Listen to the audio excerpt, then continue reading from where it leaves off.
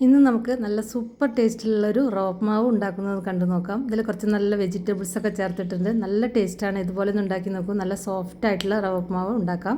അപ്പോൾ ഇതിനു മുന്നേ പലതരത്തിലുള്ള റവ ഉപ്മാവിൻ്റെ റെസിപ്പീസും ഞാൻ അപ്ലോഡ് ചെയ്തിട്ടുണ്ട്. അപ്പോൾ കാണാത്തവർ കണ്ടു നോക്കൂ. പ്ലേലിസ്റ്റിൽ നോക്കിയാൽ മതി. ബ്രേക്ക്ഫാസ്റ്റ് എന്നുള്ള പ്ലേലിസ്റ്റിൽ നോക്കിക്കഴിഞ്ഞാൽ നിങ്ങൾക്ക് കിട്ടും. അതല്ലെങ്കിൽ ഞാൻ അതിൻ്റെ ലിങ്ക് നിങ്ങൾ ആവശ്യപ്പെടുകയാണെങ്കിൽ അതിൻ്റെ ലിങ്ക് താഴെ കൊടുക്കാം. ഇപ്പോൾ 250 ml കപ്പിന് ഒരു കപ്പ് റവയാണ് എടുത്തിരിക്കുന്നത്. ഞാനിപ്പോൾ വറുക്കാത്ത റവയാണ്. അപ്പോൾ നിങ്ങൾ വറുത്ത റവയാണ് ഉപയോഗിക്കുന്നതെങ്കിൽ ഒന്ന് ചെറുതായിട്ട് 1 മിനിറ്റ് ഒന്ന് ചൂടാക്കി എടുത്താൽ മാത്രം മതി. അല്ലെങ്കിൽ ഒരു 3-4 മിനിറ്റ് ഒന്ന് വറുത്തെടുക്കുക. ഇത് ഫ്ലെയിം ഒന്ന് കുറച്ച് വെച്ചിട്ട് ഇതിൻ്റെ നിറം മാറാതെ വറുത്തെടുക്കണം. ഒരു 5 മിനിറ്റ് വറുത്താൽ മതി. അപ്പോൾ അതൊരു 5 മിനിറ്റ് വറുത്തിട്ടുണ്ട്. ഇനി ഇതൊരു വേറെ പാത്രത്തിലോട്ട് മാറ്റാം.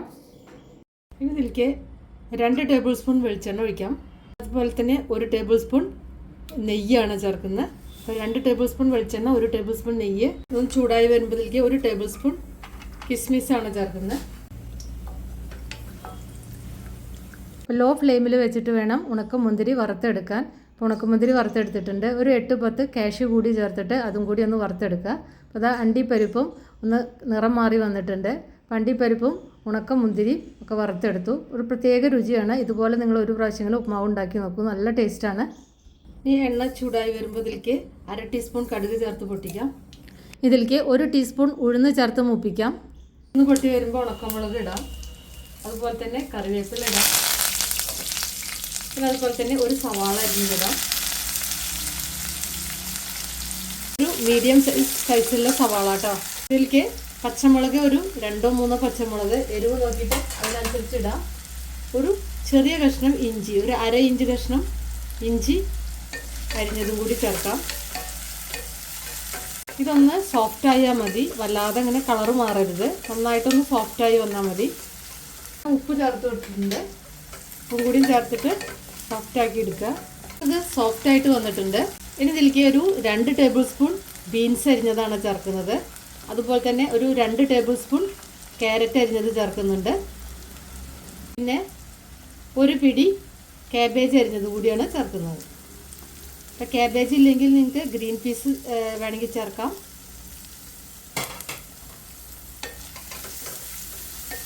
അപ്പോൾ കാബേജ് ഏതാണ്ട് ഒരു 1/4 കപ്പിൻ്റെ അടുത്തുണ്ടായിരിക്കും. ഒരു 3 ടേബിൾ സ്പൂൺ അതായാലും ഒരു 3 ടേബിൾ സ്പൂൺ മതി. ഇതൊന്ന് സോഫ്റ്റ് ആവണം. അടച്ച് വയ്ക്കാം. ഒരു 2 മിനിറ്റ് അടച്ച് വെച്ചാൽ മതി.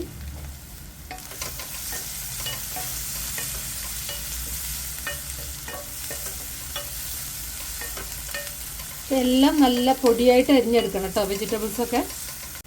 ഇനി ഇതിലേക്ക് റവ എടുത്ത് അതേ കപ്പിൽ തന്നെ 2.5 കപ്പ് വെള്ളമാണ് ഒഴിക്കുന്നത്. കാരണം നോർമൽ വെള്ളമാണ്. ഇതിലേക്ക് ആവശ്യത്തിന് ഉപ്പും കൂടി ഇട്ട് കൊടുത്തിട്ടുണ്ട്. ഇത് നന്നായിട്ട് തിള വരട്ടെ. വെള്ളം തിള വന്നിട്ടുണ്ട്.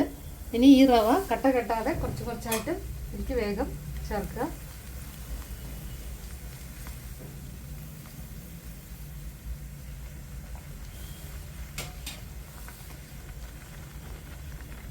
ഇനി ഫ്ലെയിം ഒന്ന് കുറച്ച് വയ്ക്കാം. അപ്പോൾ ഞാനിത് മീഡിയം ഫ്ലെയിമിലേക്ക് മാറ്റിയിട്ടുണ്ട്. ഇനി ഇത് വറ്റി വരുന്നതോടുകൂടി ഫ്ലെയിം ഓഫ് ചെയ്യണം. പിന്നെ അത് അവിടെ ഇരുന്നിട്ട് പാകമായിക്കോളും.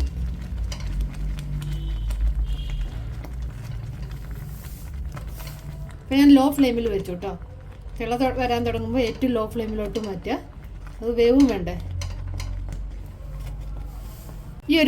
ഈ ഒരു പരുവാകുമ്പോൾ ഫ്ലെയിം ഓഫ് ചെയ്യണം. ഇത് ഇരുന്നിട്ട് തന്നെ കട്ടി ആയിക്കോളും. ഈ ഒരു പരുവാകുമ്പോൾ ഫ്ലെയിം ഓഫ് ചെയ്യുക കേട്ടോ. ഞാൻ ഫ്ലെയിം ഓഫ് ചെയ്തു. ഇനി ഇതിൽ നമ്മൾ വറുത്ത് വെച്ച അണ്ടിപ്പരിപ്പ് ചേർക്കാം. അതുപോലെ തന്നെ കുറച്ച് ഒരു 1/4 കപ്പ് നാളികേരം ചിരകിയത് കൂടി ചേർക്കുക. എല്ലാം കൂടിയിട്ട് നന്നായിട്ട് മിക്സ് ചെയ്യാം. എന്നിട്ട് കുറച്ച് നേരം അടച്ച് വയ്ക്കുക. ഇതിങ്ങനെ കുറച്ച് കുഴഞ്ഞിരിക്കുന്ന ഒരു പരുവായിരിക്കും. ഇത് തണുത്ത് കഴിഞ്ഞൊക്കെ ശരിയാവും.